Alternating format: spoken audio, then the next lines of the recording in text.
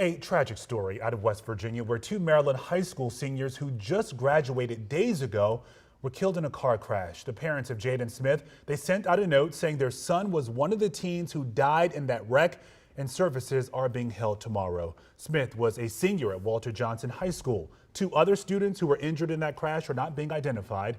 Walter Johnson's principal sent out a message today saying, quote, "Our hearts are broken." Now, weather is reportedly being considered as a factor in this crash because it was raining at the time in Hardee County. Grief counselors were made available at that high school in Bethesda today.